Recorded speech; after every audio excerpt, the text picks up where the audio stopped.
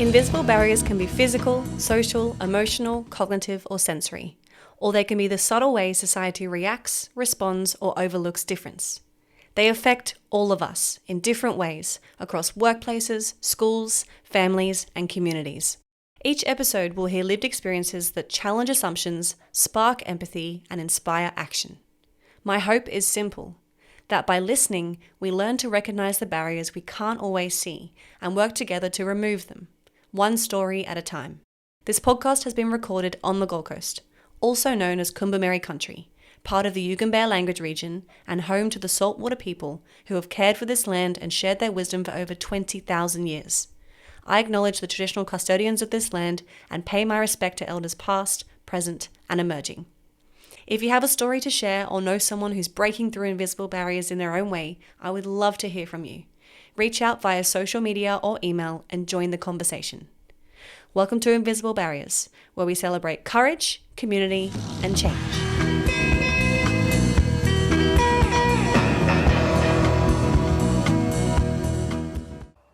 Today's episode features JJ, someone I connected with through the Cerebral Palsy Foundation on Instagram and had the privilege of speaking with from opposite sides of the world, him in California and myself on the Gold Coast. JJ shares his lived experience growing up with cerebral palsy, including 2 invisible barriers that shaped much of his early life, being unable to communicate verbally and relying on a feeding tube until he was 5 years old. He talks about how these early challenges often led people to make assumptions that he couldn't understand, couldn't participate, or couldn't engage in everyday activities in the way that they expected.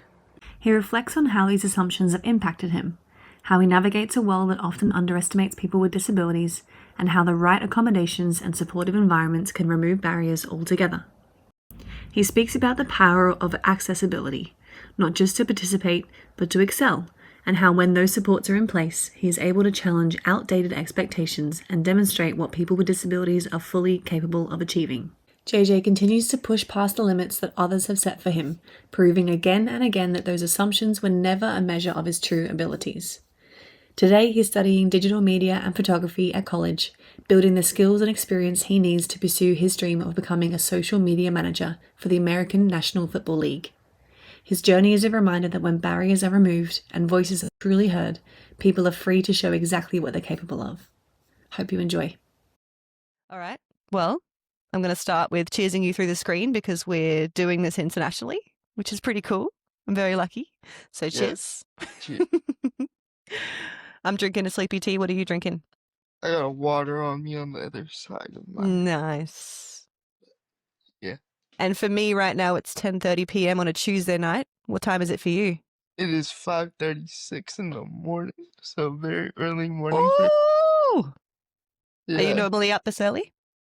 Normally, because I have to get up when my dad goes to work, so normally, yeah. Nice. And what does your dad do for work? My dad is a retiree for the San Diego County, government, basically.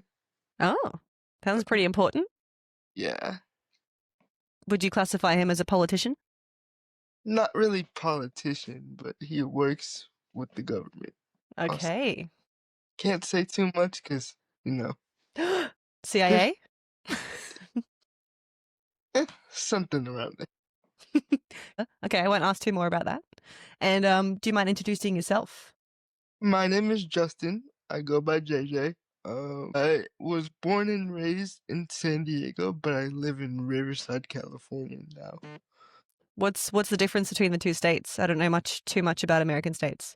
Well, they're cities in California. Okay. So one's more city-like. Where I live now is it's more populated now than it was before. But about 6 years ago, you would probably consider it about countryside type of vibe. Cool. And do you like where you live? It's all right. Like I said, I'm a city boy, so I'm used to like a lot of things to do. There's not so much to do out here. But I've adapted, That's good. Well, thank you for clarifying that it's 2 cities and not a state. I already feel like an idiot. But that's okay. What do you know about Australia? What does America think of us? Well, what do you think of Australia? Um, honestly, I don't know enough to like comment on it. I've heard a lot of good things.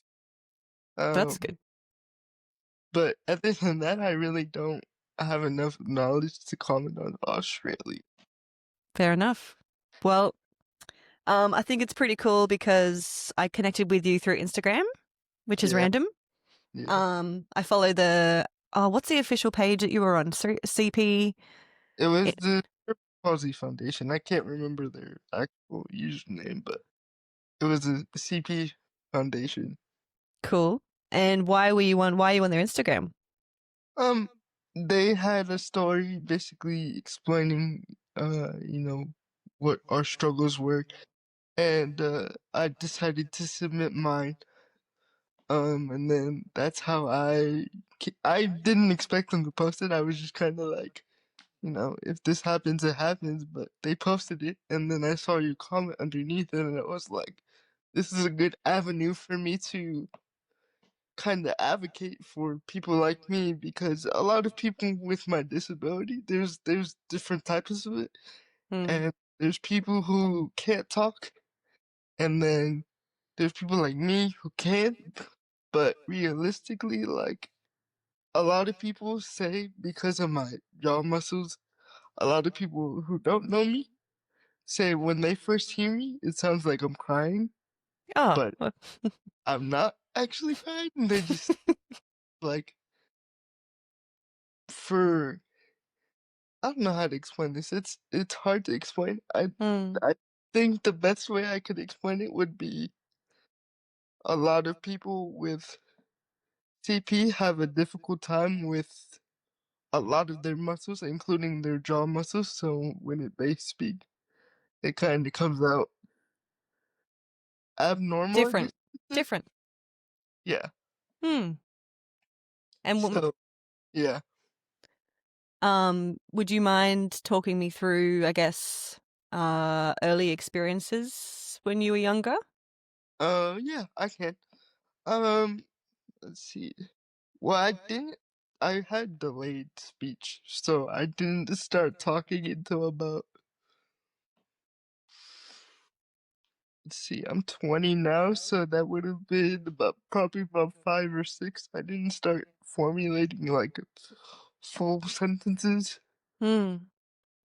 Would you communicate in different ways with your family and close friends? Yeah, And it would be like me trying to talk like a normal baby would try to talk, but it was like later on in life hmm. was when I actually started talking. It wasn't like a normal baby type.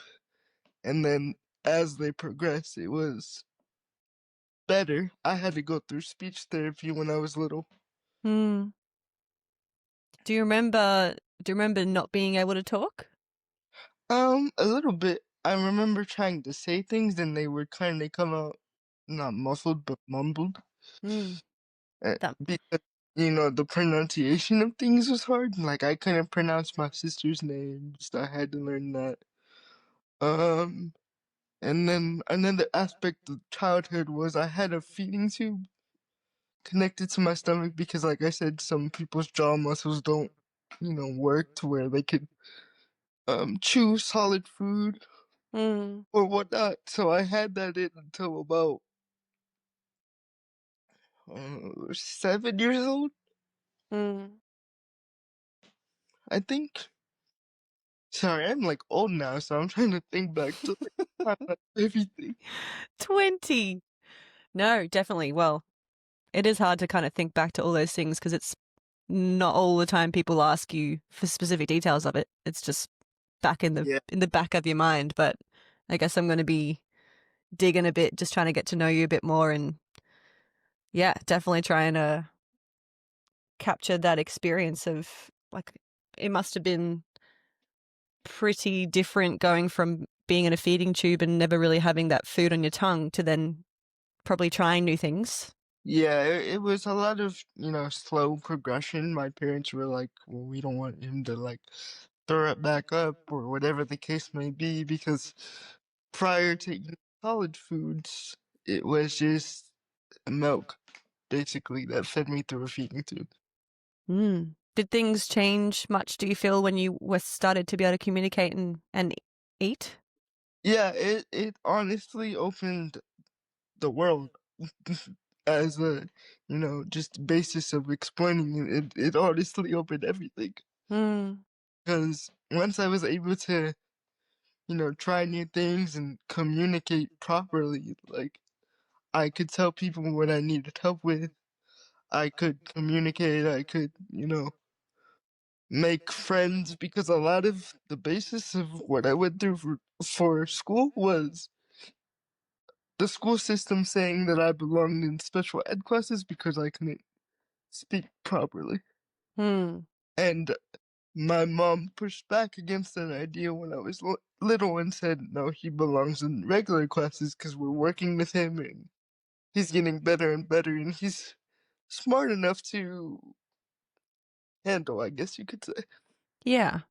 Because I guess the misconception that people might make of someone with cerebral palsy or any kind of motor um, differences, they think that that's anything something to do with the brain, which is not.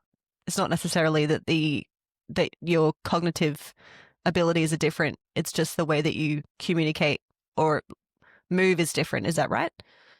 Theoretically, for my case, yes, but there Mm. are cases where cognitively they're not, you know, how do I put this? Trying to find the right word. Mm. But Typical, maybe, or yeah, they're not,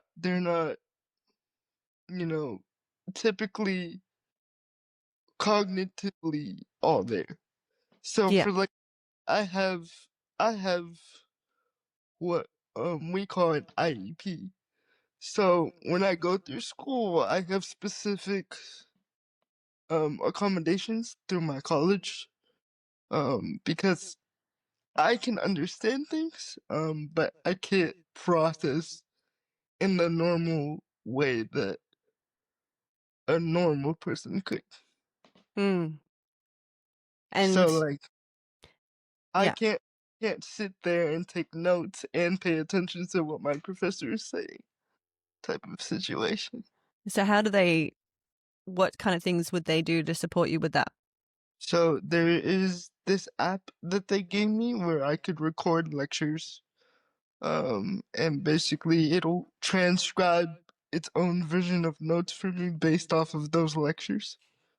And That- so all I gotta do from that point is pay attention to my professor, and then when class is over and I need those notes, I can play through the audio again and it'll give me all the notes.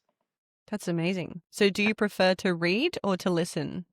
I prefer to listen just because I like to multitask, especially when I'm doing homework. Yeah. So does it help to for processing to have both? Like if you almost have to listen to things twice. Yeah. So you're working I mean, twice as hard in a way. I have an aide with me who comes to school with me and actually writes down my notes just in case, there's a technical error because sometimes, technology doesn't work the way that it should. So Mm, I have both versions, but I prefer like listening to it. So when I'm doing homework, I can listen and multitask at the same time. that's cool. Yeah. And so college is a like you have primary school, middle school, high school, then college. Is that Yeah. right? Yeah. And so college is something where you get to choose the subjects, or is it kind of general subjects? Yeah, it's you get to choose your major. So like for me, I'm majoring in digital media and photography. I picked that up about 4 to 5 years before I actually got into college. But I used to major in nursing and then I realized, it's not really for me. The job that I wanted 9 years of more school, and the normal system in America is K through kindergarten through 12th grade and then college, but they wanted like 8 plus, 9 plus years of college, and I was like, I don't really want to go through a whole cycle. Mm. I started picking up photography in high school. It's just like a side gig, making couple $100 here and there. And Hmm. then I realized like I could really make money off of this. So I started venturing into like digital media and video making and all of that type of social media side of things. Hmm. It's really cool. Definitely going to be relevant for the future because that's where things are heading anyway. It's definitely not a skill that's going to be um, phased out anytime soon. Exactly, and then you incorporate AI and stuff. It's a crazy world. It opens up a whole new world. Yeah. What do you think of AI? Has it helped you in different ways? It's helped me and it's kind of crippled me because I tend to use it too much. Um, so like sometimes, like when my brain is turned off for the day and I don't want to like look up something, I kind of just use AI to give me the answer.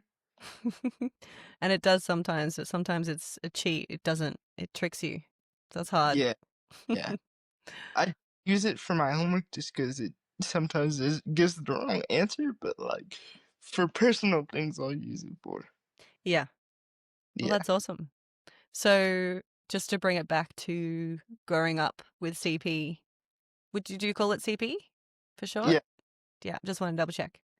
Um, what was it like going to call it a regular school compared to a special school? So your parents were big advocates for making sure that you got the same yeah. opportunities as anybody else. Why were they so? Didn't they think special school would be a good thing? I think as we progressed with like home environment, they realized like he can do this Hmm. and could survive in the normal world with everybody else. And so I think as soon as they realized he's gonna start talking, he can start eating, as soon as they started unlocking these doors for me, they Hmm. just realized that, if I just go through them, then everything else would work itself out, and it did. Oh, that's so good. Yeah. And was the school really supportive, or did they need a bit of like? Well, I've actually went to a couple different schools because I moved around a lot in California.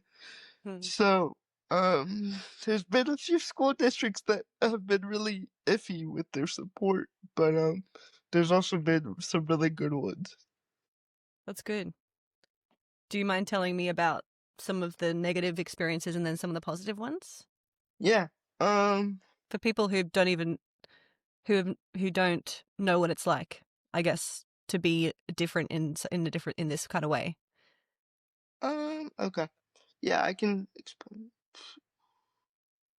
I guess some of the negatives would be, the school district not really understanding my accommodations. Hmm. There was a situation back in seventh grade, I think it was, and I have situations that scale way farther than that, but there was a situation in seventh grade. I was living in San Diego. I got accused of cheating on the test because my math teacher, I have an accommodation to where because I can't process, like I said, because I can't process everything in like a normal amount of time. I have accommodations that say I can get extra time on my tests. Hmm.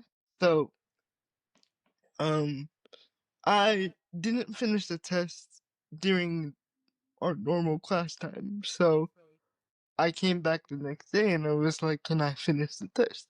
She gives me the test. And so I look over the answers when I'm done, obviously, to see if I'm making any like errors. Hmm. And I change one of the answers, and like all the work was there. So Hmm. like you could physically see that I wrote out the problem and did all the work. And she accused me of cheating because the first answer that I gave the first day that I took the test was wrong, and then I changed the answer. Hmm. So she accused me of cheating, and it became like a whole district thing because she was accusing me of cheating. I told my mom, "Can you handle this? Because she's not understanding what I'm saying." So it became like a whole school district thing, and it was just like a huge mess. Hmm. And so it was just basically the moral of the story was they had my IEP, but they weren't following it. Yeah. So she didn't even know that I had accommodations. Yeah. She just jumped to conclusions. Yeah, Hmm. Why do you think she jumped to that conclusion? I think because I'm not gonna lie, I suck at math. So it could have been because, I wasn't doing so hot in that Mm. class, and I wasn't failing, but I wasn't like passing with flying colors, I guess you can say. Yeah. So I guess when she saw that, she probably thought, "Oh, he looked up this answer and changed it." Mm. Because another thing was when I would take those tests, I would go in a different room Yeah. than the normal class because the normal class was already doing something else, but I had to finish the test. So, but the thing was, like, I have had an like aide who has came with me to school like every day, so they would know if I cheated on the test. Mm. Because there's a lot of physical things that I can't do on like a school property by myself. That So must be hard. yeah, Growing up and having adult supervision all the time when you're a kid and you want to mess around a bit or you want a bit of privacy or yeah, it was a little hard, but there's a lot of physical things that I need help with, so there's always somebody with me, unless I'm here by myself, because then at home I can access everything and everything. So usually yeah. I'm here by myself, but like at a school or at college, I have to have somebody with me because there's a lot of things that I can't access by myself. Mm. That's definitely a big thing that some people don't understand is that it put you in an environment that's designed for everything you need. Yeah, You have less barriers, but put you in environments that aren't designed for people with any differences besides any typical development. I'm sure, like some of the older buildings, maybe, or old systems and expectations aren't yet modified. Not even yeah, modified, just taken out all the things that aren't needed to be there, like stairs or I don't know. Did you mind sharing a few things that, um, environments that make things especially hard? yeah. Definitely in college because there's still uh in the United States, it's it's a lot of still adapting to you know accommodations for people with disabilities. And there's actually a couple laws that require these schools to adapt. But it of course takes some time to put those adaptations in to their schools. So like elevators, there's not a lot of elevators. That school is very old, so Mm. it's it's few and far between when it comes to elevators.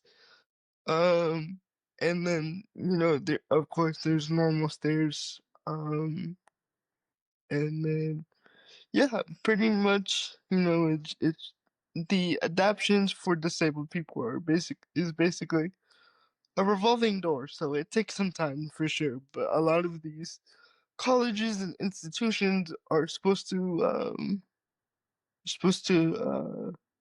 comply with adaptations for disabled people. So it is getting better, but over time it's been very hard. Yeah. And do you see many people there like you? There's not many people like me because, like I said, there's a lot of mental aspects to um what I have, because there's different versions of CP. I won't go Mm. too deep into it because I honestly don't know enough about all the other different versions of CP. But um, like I said, there's a couple versions of it. For example, like me and you can talk right now, Mm-hmm. but there's people with CP that don't have that are completely mute. Mm. So they use like a computer to talk to people. Yeah. And I Yeah, hope to get different types of voices on here. That's a goal of yeah, mine absolutely. is mm, Yeah, be- that was part of the reason why I kinda reached out to you when I saw that comment on the post, because I was like, well, see, I have an avenue to speak for these people yeah, right now, so why not use it? absolutely. Have you Yeah, always felt that way? yeah, absolutely. I've been taught at a very young age to learn to advocate for myself, Mm. and so now that I'm like an adult now and can do that fluently, um, I kind of use my voice and use my platforms um to advocate for others who can't. Mm. What do you think the people who aren't yet able to get their voice out there, what do you think they would want people to know? Um, the people with CP are still people.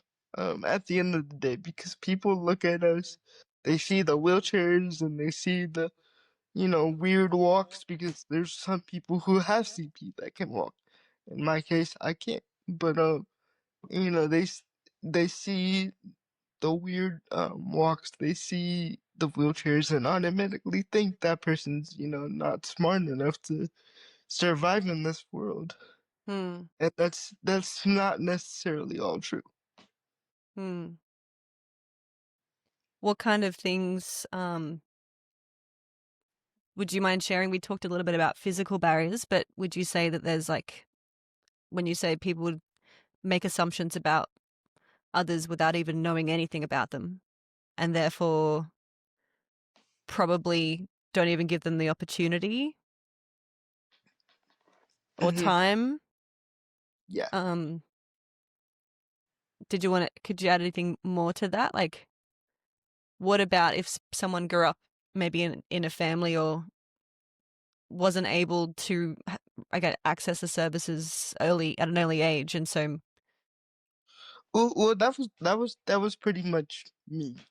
My family have just recently started figuring out resources that can help not only myself but my family, because it does having this disability does affect not only me but my family as well. hmm, what do you mean by that? You Well, mean, so a lot of when I was little, a lot of the stuff that I needed to be supervised 24/7. As I've gotten older and able to do more things independently, like I'm left home alone a lot just because my parents have things to do and I have homework. Like I said, I'm a full-time college student, so I'm here at home by myself a lot. But when I was little, there was a lot of, things that I couldn't do on my own. hmm, So, it would kind of cripple my parents. At least one of them, well, another one went to work, to, have to sit there and, make sure I had everything that I needed, when they had stuff to do as well. yeah, Uh, and I grew up in a large family. I have 6 siblings, currently.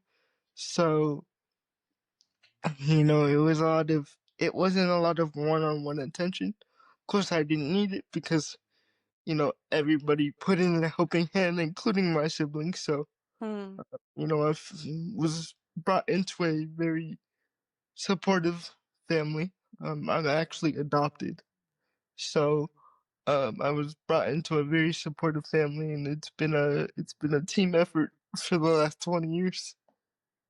it's a nice way to put it because I guess I hope you're acknowledging the effort that you put in yourself as well. Yeah, absolutely, absolutely. It's a lot of work to knock down the barriers that I have, but I don't really look at it like that. I kind of just look at it as it's things that people go through life, and I may go through them differently, but I'm still gonna go through them. So Hmm. What about for people listening who have CP or something similar? What is there anything that you'd like to them to know from your experience? just keep pushing. There's a lot of doubters out there. There's always gonna be doubters. I've always had doubters. Um, excuse me. But I've always had that doubters, and Hmm. so I guess I would just say just push through. Um, because there's a lot of things that I was told that I wouldn't be able to do that I did. Um, just By of people, yeah, professionals. yeah, just a lot of systems in America, including the school system. It was just a lot of he can't do that, he can't do that. But then when I go out and do it, they're like, wow, Hmm. yeah. Like for example, they told me that we'll go to the medical side of things first. Yeah. They told me I wouldn't be able to walk, I wouldn't be able to talk, and I wouldn't be able to eat without a feeding tube. Obviously, as I explained, I can do two out of three already.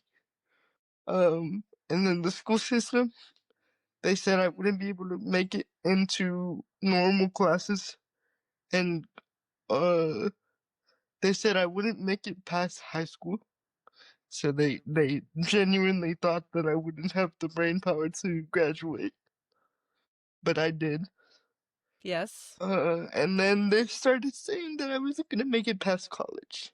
So that's just another barrier that I'm knocking down right now. Is that something that drives you a little bit? To Yeah, cr- it's drove me for my entire life because it's like the energy that I get from proving people wrong Hmm. about the assumptions that they make about me is it's honestly unexplainable.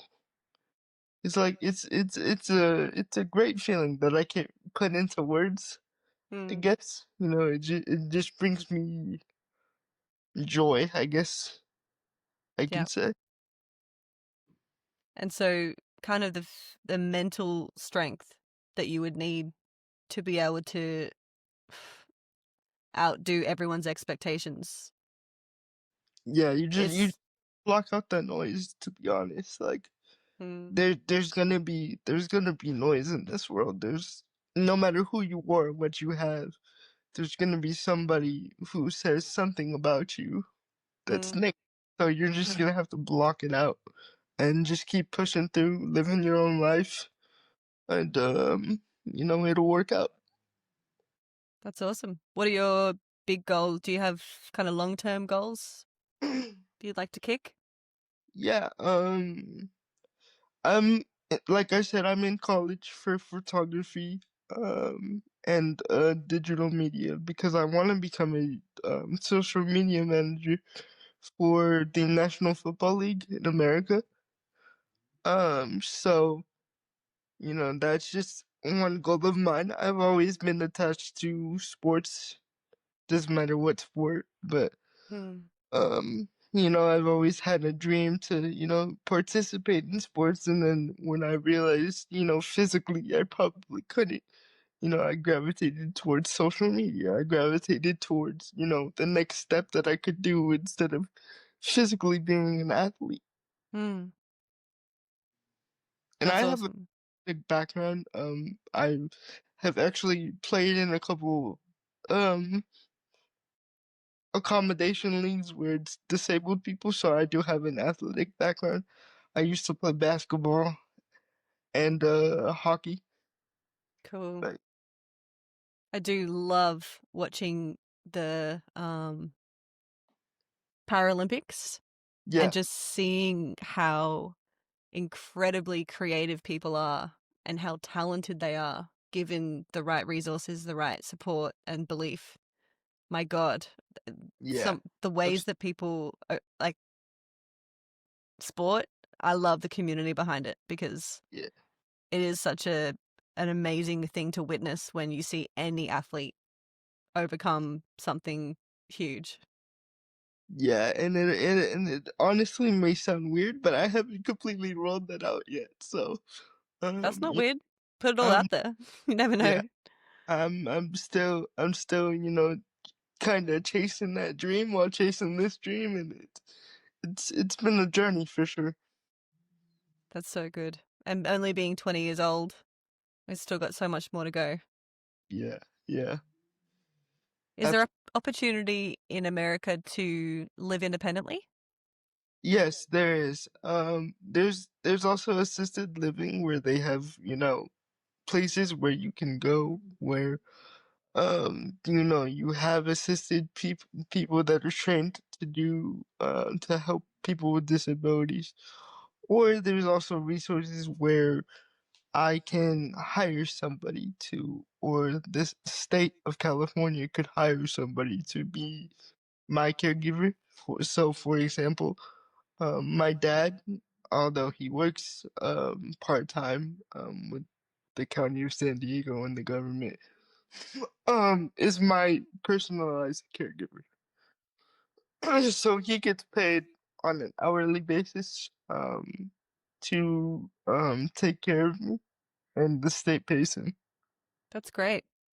Is Yeah. it the similar in other states or are some states better? Um, I'm not really sure because this is the only state that I've lived. California is the only state that I've lived in, but I'm Mm, sure that majority of states now, just because, like I said, the accommodations is a revolving door. So I'm sure a lot of the states have something similar, if not, um, other resources that you can use. It's just a matter of finding them mm, because they're not just going to be what myself and my family have learned. Like the resource people, they usually tell you they're there to help, but then you gotta find the resources on your own type of situation. yeah. Fall through the cracks if you don't bang down that door. Yeah, Mm. yeah. You gotta come in there loud, or else they won't really, do anything to help. Is there anything else you think people might like to hear about your experience so far?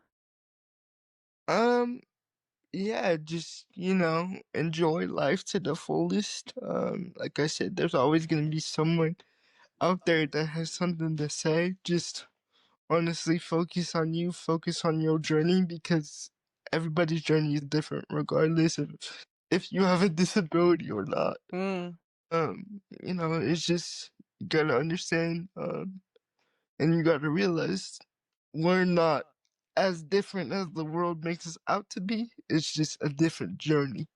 mm, So we all still bleed the same color. We're still human beings.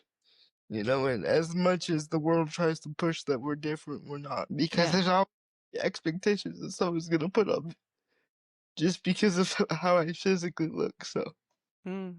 If and people wanted to follow your journey and find you on social media, would you like to plug? I'm a Yep. photographer, so you can follow me at JJ Produce This. It's all one word. And I just post a lot of my photography stuff on there. There's stuff that gets posted on a pretty consistent basis. Um, And then I think my personal is connected to that as well. I think I have it in my bio. If not, it should pop up when you hit that follow button on Instagram. Um, yeah, that's pretty much all I use, to be honest. Mm. What kind of things would people see if they followed you? They would see a lot of portrait photography. I'm a sports photographer, but I do a lot of portraits as well. I'm very versatile Mm. with what I do, so I can do any version of photography that you need me to. Cool. Uh, yeah. Great. And if you wanted people to support CP or, I don't know, differences in general, what do you recommend that people do just in their everyday lives? Do you have anything that you think people could do a little bit better? Just kind of that if you see something, say something, but do something in that aspect. If you see someone that needs help, disability or not, help them. Hmm. Just understand at the end of the day that we're all human. There's gonna be things that we go through that are gonna be different. There's gonna be things that we go through that are all the same. So you just gotta be able to help whoever you can. Okay. I hope people do. Let's get that word out there and see what happens.